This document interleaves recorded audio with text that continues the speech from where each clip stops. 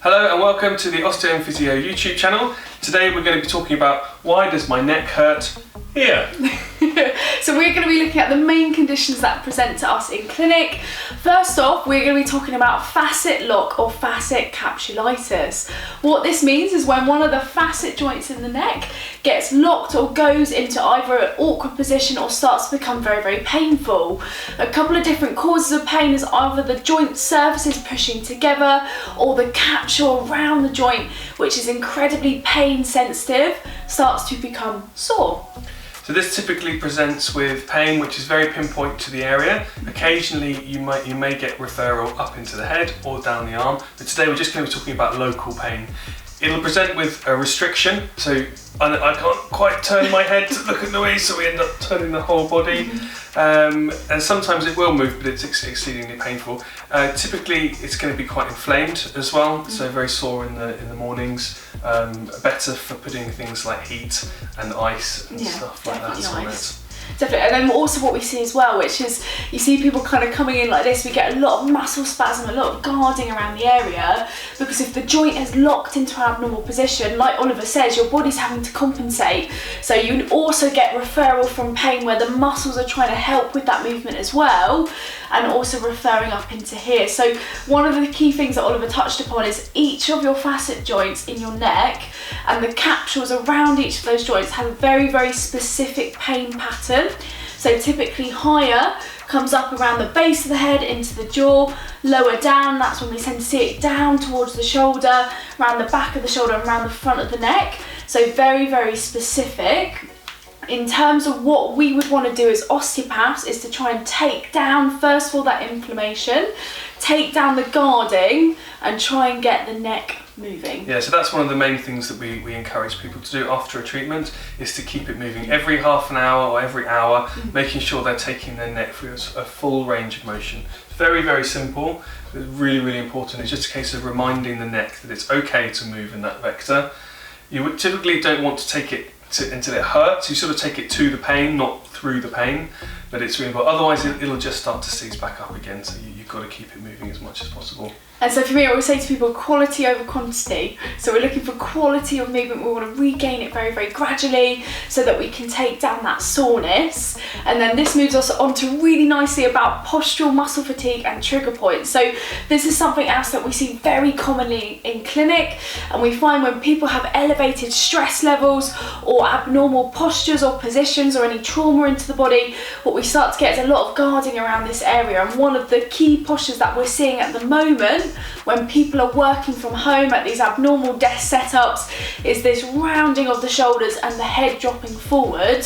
What happens if we repeat this posture over and over and we're not moving, we're not stretching, and it starts to get a bit stressed into the body, is everything becomes very, very abnormally tight. And this is what we're kind of seeing day to day. Absolutely, Louise, and those muscles just get really fatigued. They're working to stop your head from falling off forwards when you're sat like this, and of course they get worn out and tired. They build up with lactic acid and they start to ache, and that's when you get that general ache all the way through the back of the neck and shoulders. And also, as Louise said, the position of the head as well, there's a lot of pressure on those facet joints, and you're more likely to end up with the first thing we talked about, which was facet lock capsulitis. Everything coming together. Yeah, and so what we find is there's very, very specific muscles that get involved, like you said, with the anatomy, so around the suboccipital muscles, into the scalenes, all of that just gets incredibly, incredibly tight. And one of the key patterns that we see is normally first thing in the morning, really kind of stiff and sore, and then sometimes it can be a little bit better, but tends to get worse during the day. Like you were saying, everything's fatigued, everything's sore, so you find as we're doing more and more of that activity, it then kind of peaks at the end of the day in terms of that soreness. So as osteopaths, we want to soften and release around the area, looking at all of the mechanics. So not only getting the neck mechanics moving and encouraging that natural lordosis of the neck, but also looking at the upper back, you know, stretching through, bringing back the shoulders and then lifting up through. Yes, it's just postural awareness as much as anything. Sometimes you really struggle after 4 hours of sitting at a computer. We all end up a bit like this. So sometimes just writing on a sticky note, sit up straight, and sticking it on the computer as a little reminder. So at least every half an hour or so you notice it and you bring everything back up. Yeah. Yeah. get the body moving.